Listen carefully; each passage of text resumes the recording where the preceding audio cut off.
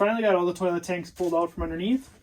So now we're going to try to cut out this, probably to somewhere in here, and we're going to box it in as level as we can to get rid of some of this bump out, so we don't have dead space.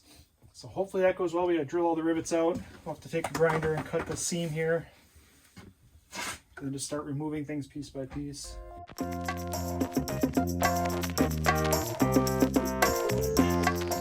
Okay, so the top ones went really easy with a nice fat bit that Matt gave me for the drill. But got to the front side, and the rivets here in the front are different. So they're pretty plain stainless steel. And we had to switch to a smaller and sharper one. And they stink.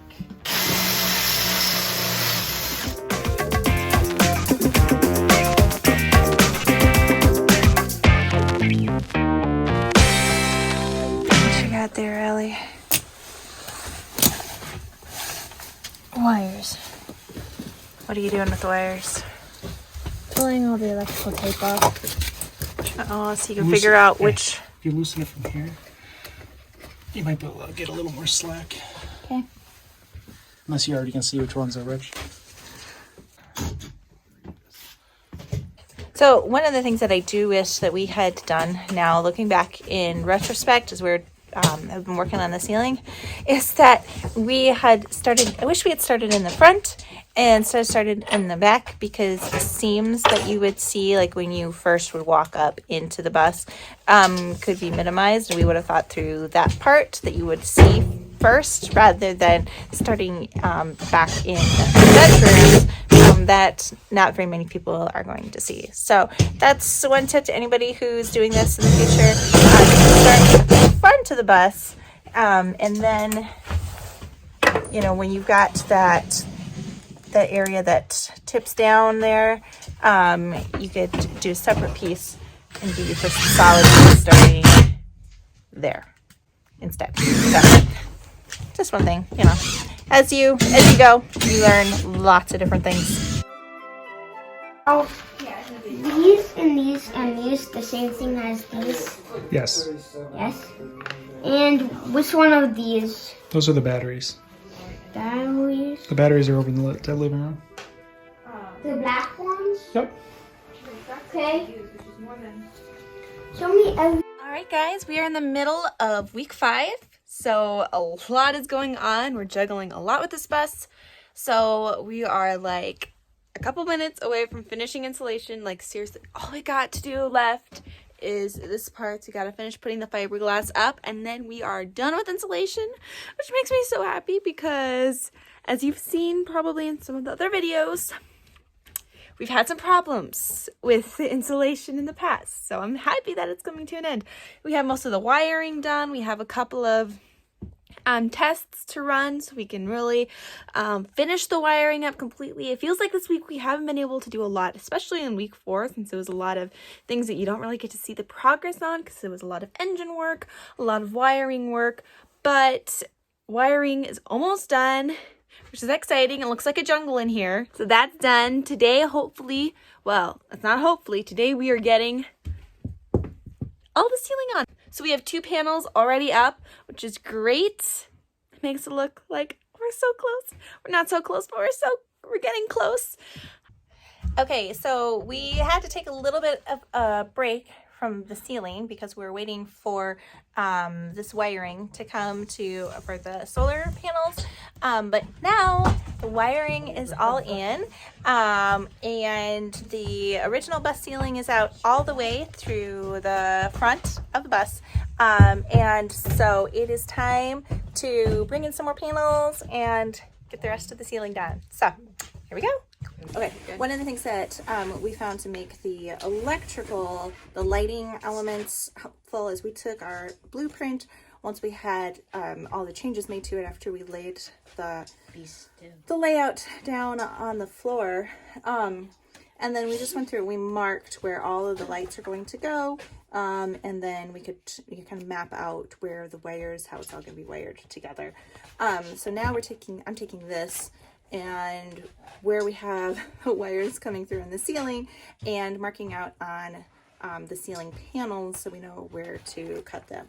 But you don't want to wing it. You want to have a plan.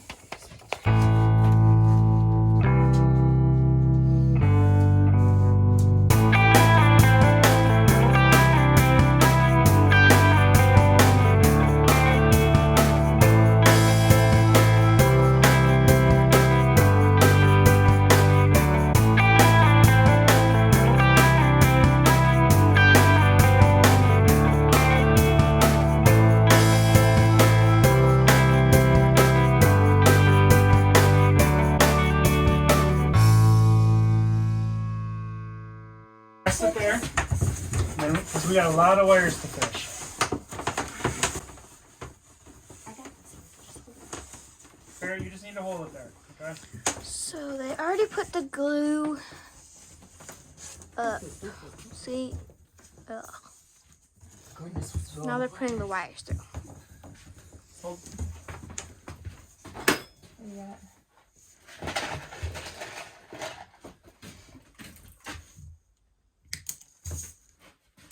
That's the only one. Up.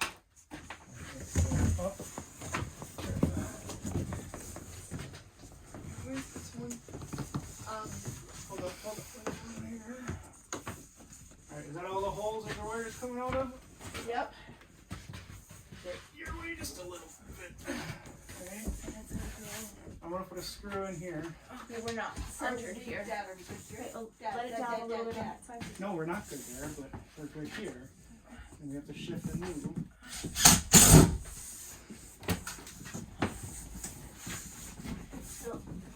You have a little bit of a gap here, then. Look at it.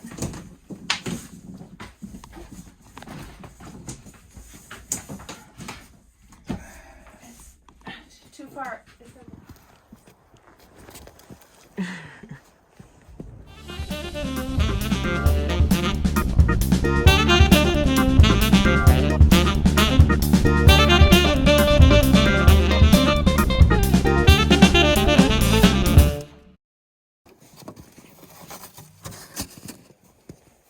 In spite of all the snow and looking at pretty cold, it's actually like 45 degrees out right now, so it's feeling pretty nice.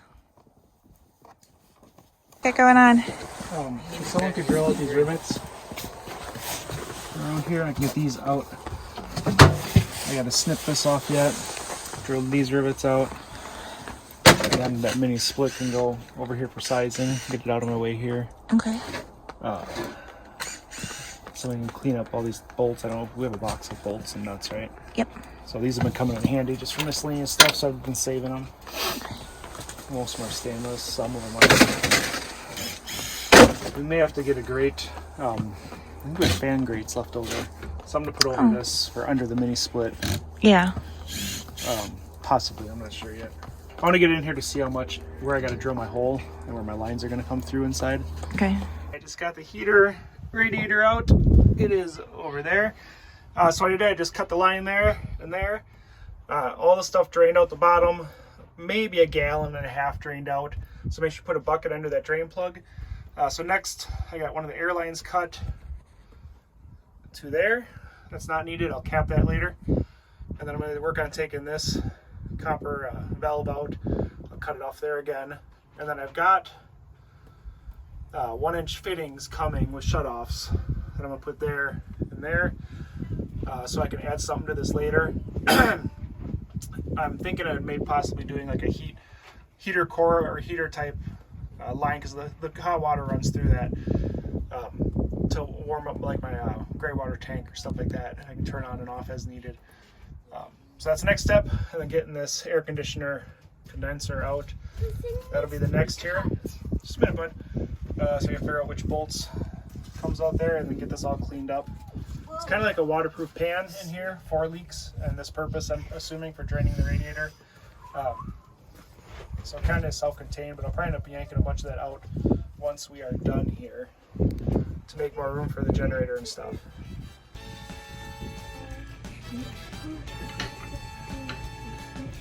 Like and subscribe. Right? Teach you how to do your solo.